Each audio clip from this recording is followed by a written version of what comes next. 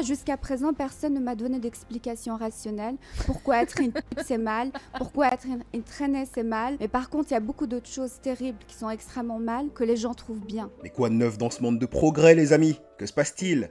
Zaya a de très bons conseils à donner aux femmes.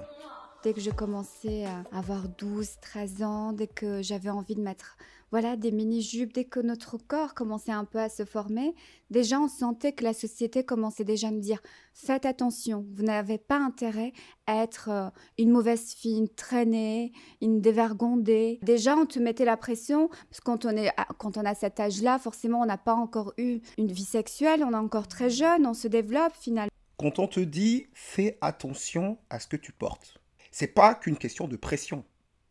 Elle veut voir que la pression. Ça me met la pression, ça me met la pression. Quand on te dit fais attention à ce que tu portes, déjà, c'est une protection. On est en train de t'inculquer des notions, parce que c'est ça l'éducation, c'est de t'inculquer des notions qui vont te servir plus tard pour affronter la vie. Nos parents, quand ils nous éduquent, ils nous donnent en fait des armes pour affronter la vie plus tard. Et c'est complètement vrai que ce n'est pas dans ton intérêt, ce n'est pas dans l'intérêt d'une femme que de manquer de pudeur. Ce n'est pas dans l'intérêt d'une femme que de manquer de décence. On t'apprend la décence, on t'apprend par exemple, tu as 12 ans, on va t'apprendre que tu ne peux pas porter n'importe quoi, n'importe comment, n'importe quand. D'ailleurs, il n'y a pas que la décence, on t'apprend la politesse. On t'apprend plein de choses qui vont te permettre plus tard de bénéficier de la confiance des gens. Quelqu'un de normal qui fonctionne de manière saine, il a la notion d'intimité. L'intimité, et pas qu'au niveau physique, au niveau mental aussi, au niveau psychologique, au niveau du vécu. Imaginez quelqu'un que vous ne connaissez pas du tout, un parfait inconnu, qui s'assoit à côté de vous et qui commence à vous dire des choses très intimes sur lui, des choses qu'on ne dirait qu'à des amis très très proches, ou des choses qu'on garderait carrément secrètes. Lui, il vous les déballe comme ça, il vous les étale comme ça. Tout de suite, vous allez vous dire, ce mec-là, il y a un problème. Soit il manque d'amis, il n'a pas de potes, soit c'est un cinglé. Okay, ça sent le désespoir, il a envie de se confier, mais il n'a pas de confident, il n'a pas d'amis. C'est bizarre. En tout cas, dans tous les cas, vous ne lui faites pas confiance. C'est dévalorisant pour lui, ce qu'il est en train de faire. Quelqu'un de normal a la notion d'intimité, a la notion de pudeur, autant physique que psychologique. Donc vous voyez l'inversion. Des parents qui vont essayer de la protéger, de lui donner des armes pour plus tard, pour pouvoir prospérer, pour pouvoir réussir dans la société, pour pouvoir créer des liens sainement avec les autres. Plus tard, elle, tout ce qu'elle voit, c'est on m'oppresse parce qu'on m'empêche de me balader à moitié nu dans mon école, dans mon collège, etc. On est en train de développer sa créativité et la société tout de suite nous juge par rapport à notre tenue vestimentaire. Et pour moi, la tenue vestimentaire, c'est aussi quelque chose qui t'aide à t'épanouir créativement. Par exemple... Au-delà de juste la tenue vestimentaire, c'est pas que la tenue vestimentaire. Tu porterais cette même tenue vestimentaire. Imaginez, elle met un bikini. Elle met un bikini et elle va à la plage. C'est un bikini. Pourtant, à la plage, personne ne lui dit rien. Par contre, si elle vient à l'école en bikini, elle va avoir des problèmes. Le problème, c'est que tu ne comprends pas qu'on ne peut pas faire n'importe quoi, n'importe où. Moi, quand j'étais plus jeune à cet âge-là, j'étais très fan, par exemple, de Britney Spears, Christina Aguilera. Et bien sûr, je m'habillais comme... Et vous imaginez aujourd'hui? À l'époque, c'était Britney Spears, Christina Aguilera. Aujourd'hui, c'est Miley Cyrus, Nicki Minaj et compagnie. Imaginez une gosse de 12 ans qui veut imiter les stars d'aujourd'hui. Heureusement qu'il y a des parents pour lui dire non, non, non, non. Okay, tu t'habilles correctement avant d'aller à l'école. Mal, j'adorais ça. Cette mode des années début 2000, le ventre à l'air, les mini-jupes, les piercings en nombril. Le string qui dépasse. Ah ça, j'étais l'experte. Que c'est drôle. À cette idée qu'il ne faut pas être une fille facile, une mauvaise fille, une traînée, une dévergondée. Ah, tu ne te respectes pas. Tous ces termes-là qui viennent tout de suite me peser sur les épaules. Mais elle voit que ça me pèse, ça me pèse. Mais c'est surtout que c'est pas dans ton intérêt d'être tout ce qu'elle vient de prononcer. C'est plutôt dans ton intérêt d'être reconnu par tes pairs comme quelqu'un qui se respecte. En jeune âge, je trouve que c'est assez choquant et assez violent d'être jeune et d'avoir Ça la choque qu'on lui dise qu'elle doit se respecter. que j'avais envie de porter des mini-jupes. Ok. Parce que je voulais m'habiller comme je voulais et surtout, je ne cédais pas. Par exemple, Mais tu peux porter des mini-jupes, mais tu peux pas porter des mini-jupes n'importe quand, n'importe où, n'importe comment. Et surtout, il faut assumer ses actes. S'habiller est un geste social. Que vous en ayez conscience ou pas, c'est un geste social. C'est-à-dire, si demain, je m'habille en policier, eh ben que je ne m'étonne pas que des gens me disent « monsieur l'agent », parce que j'en vois des signaux. Donc, si jamais mademoiselle porte l'uniforme de la travailleuse du trottoir, si mademoiselle porte l'uniforme de la travailleuse de l'industrie du sport en chambre, qu'elle ne s'étonne pas qu'on la prenne pour une travailleuse de l'industrie du sport en chambre. Et nous avons toutes ces progressistes qui ne comprennent pas que tout le monde sera évalué en fonction de ce qu'il fait. Et ces progressistes veulent maintenant faire plein de choses sans être évalués, sans être jugés. C'est ça leur problème. Elles ne veulent plus être évaluées en fonction de ce qu'elles font. Ce qu'elles recherchent, c'est l'irresponsabilité. Ce sont des personnes totalement irresponsables. avec des copines de mon âge, on allait par exemple faire les boutiques, on fait tout ça à cet âge-là avec ses copines et on regardait des mini-jupes, on adorait, on les essayait, on disait ah c'est super, on achetait la même mini-jupe, on était toutes excitées, on se dit alors demain on se retrouve à l'école avec la même mini-jupe. Alors moi j'arrivais avec la La mini-jupe mini-jupe. comme c'était prévu et tout là le regard changeait. Je lui dis mais pourquoi tu l'as pas mis? Ah ben non, c'était soit, ma mère m'a dit non, tu ne peux pas porter cette jupe, soit, ah non, mais j'ai peur finalement, on va nous insulter de pute, alors qu'on n'avait même pas encore de vie sexuelle. Oui. Et en fait, je n'ai pas eu, Ben, ces copines ont des parents qui font leur boulot. Et moi, j'ai envie de poser la question, elle était où ta mère à toi? pourquoi on se ment?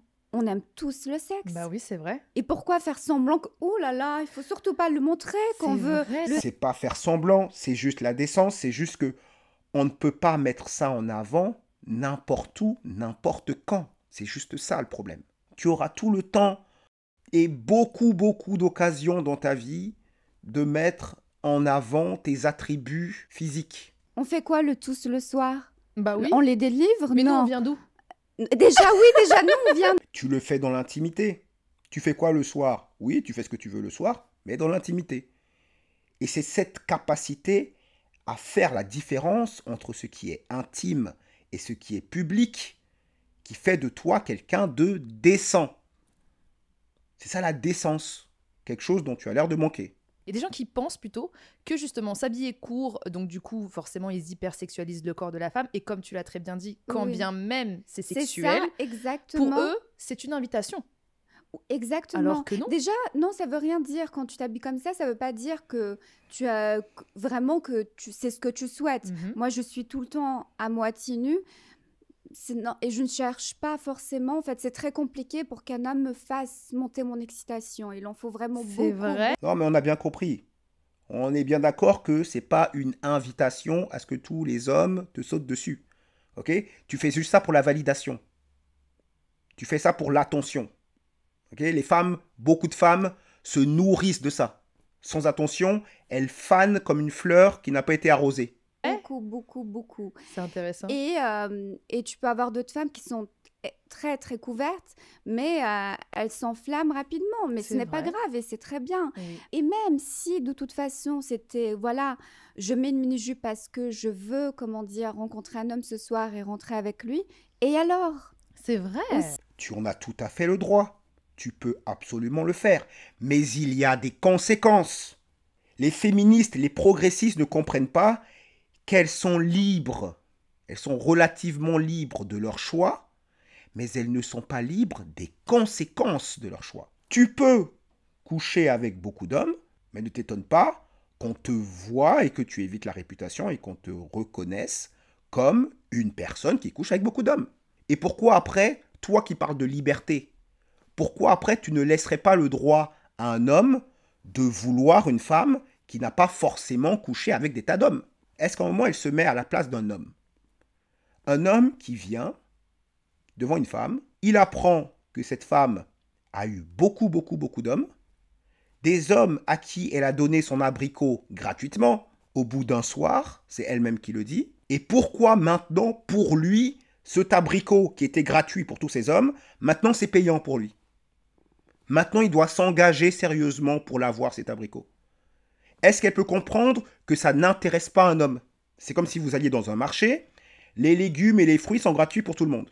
Et donc vous arrivez, vous voulez vous servir, on vous dit non, pour toi c'est payant. C'est tout à fait normal que le gars dise, mais pourquoi pour moi ce serait payant?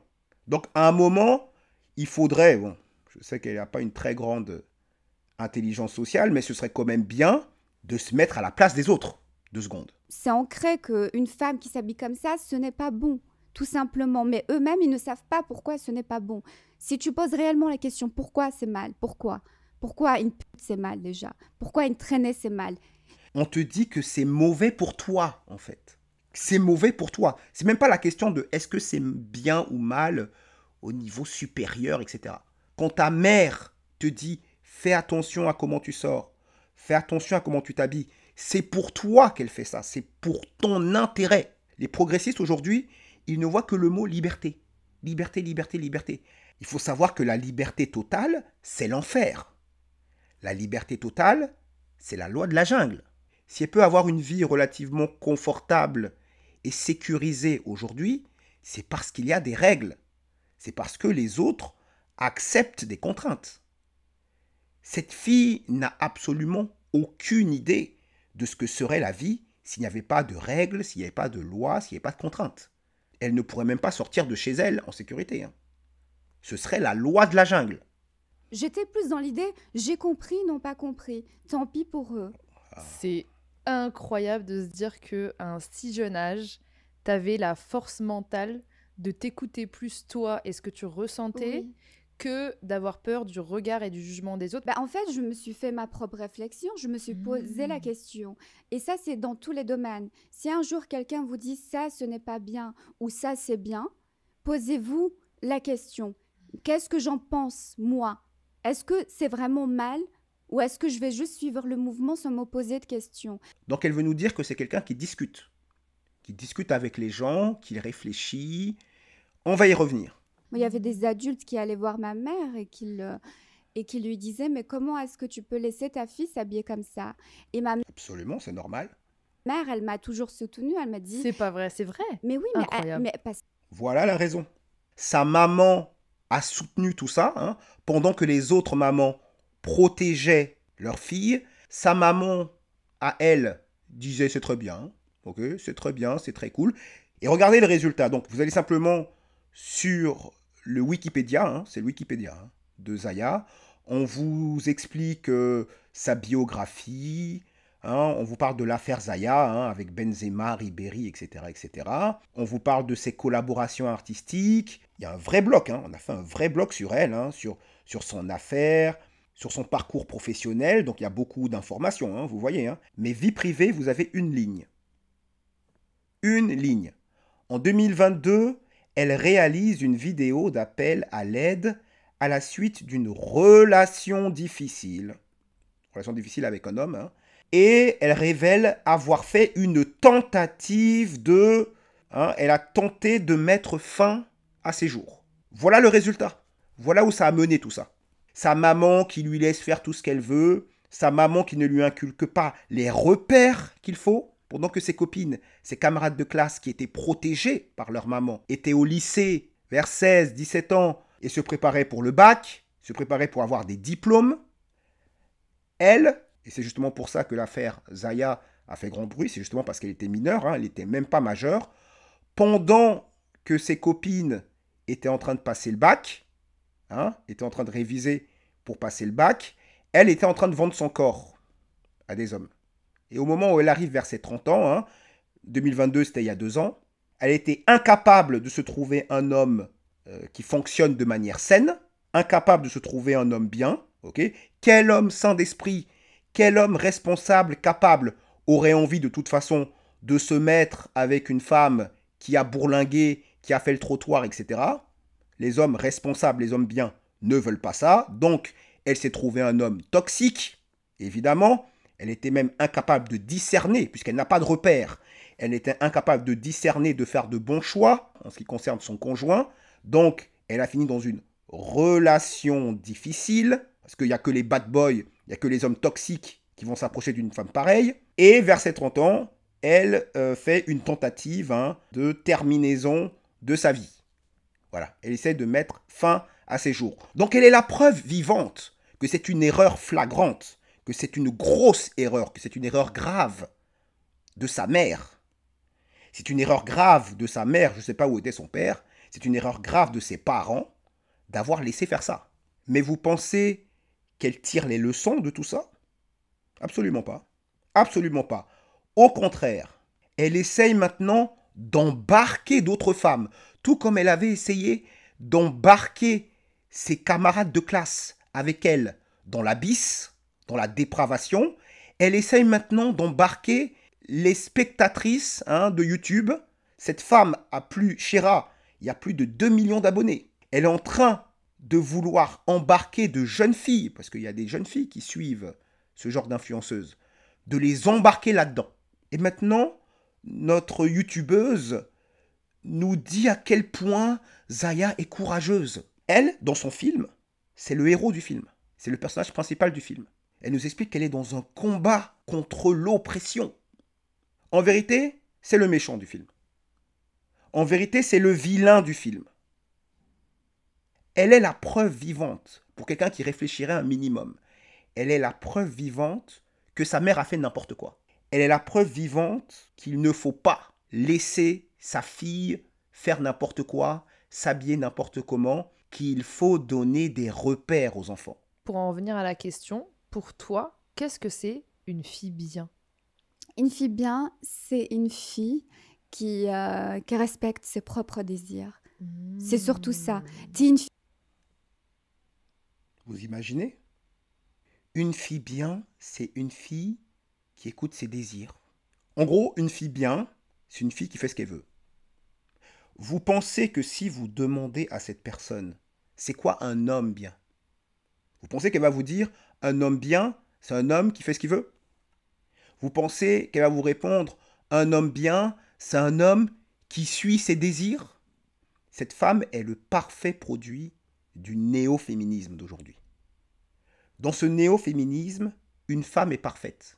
Tant qu'elle suit ses émotions, elle fait le bien. Ses émotions, c'est le bien. Les désirs d'une femme sont bons. Ils sont toujours bons. C'est pour ça qu'elles se disent tout le temps, tu es parfaite, tu es parfaite. Vous êtes parfaite, vous êtes parfaite. Parce que dans leur tête, si elles suivent leurs émotions, elles ont raison. Par contre, si vous lui demandez, c'est quoi un homme bien? Elle ne vous répondra jamais, c'est un homme qui fait ce qu'il veut, c'est un homme qui suit ses désirs. Jamais de la vie. Pourquoi?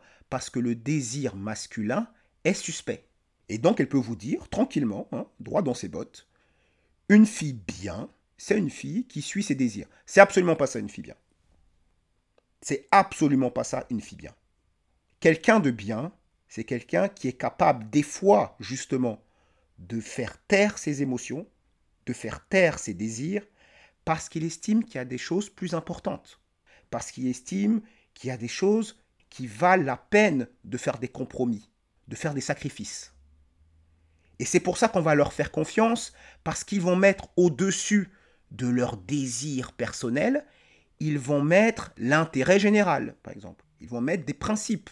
Il a donné sa parole, par exemple, quelqu'un qui a donné sa parole, qui va suivre sa parole, même si ça ne l'arrange pas. Même si au final ça ne l'arrange pas, il va quand même mettre un point d'honneur à respecter sa parole. C'est ça des gens bien. Ce n'est pas des gens qui suivent leurs désirs. Tout le monde peut suivre ses désirs. Tout le monde peut faire ça. C'est d'ailleurs la chose la plus primitive qui soit. Suivre ses désirs, suivre ses émotions. Le pire criminel au monde, c'est ce qu'il fait. Il suit ses pulsions. Il suit ses émotions. Donc c'est absolument hallucinant cette réponse. Cette femme, en plus, vous dit oui, elle a beaucoup discuté, elle a beaucoup réfléchi, elle discute avec les gens. Elle ne discute pas avec les gens qui ne sont pas d'accord avec elle. Elle ne fait que suivre à la lettre le néo-féminisme. Aujourd'hui, la seule chose à laquelle elle s'accroche pour dire que sa vie est belle aujourd'hui, c'est qu'elle a de l'argent. Mais en vérité, derrière le rideau, on sait ce qui se passe. Il suffit de lire cette ligne-là, juste cette ligne-là, pour comprendre que derrière le rideau, ça se passe très mal en vérité. Une femme qui ne sait pas ce que c'est d'avoir une vraie relation, d'avoir une bonne relation avec un homme, une femme qui veut mettre fin à ses jours, ça montre une grande détresse, une énorme détresse. Donc merci Zaya, malgré toi, de nous montrer ce qu'il ne faut surtout pas faire à nos filles. Voilà pour aujourd'hui, c'était Cameron, diffusion 32. Dites-moi ce que vous pensez de tout ça dans les commentaires, n'hésitez pas à liker, partager, abonnez-vous et activez la cloche pour ne rien rater des prochains éclairages, décryptages et analyses. Et n'oubliez pas, redressez le regard, relâchez vos épaules et choisissez consciencieusement votre propre chemin.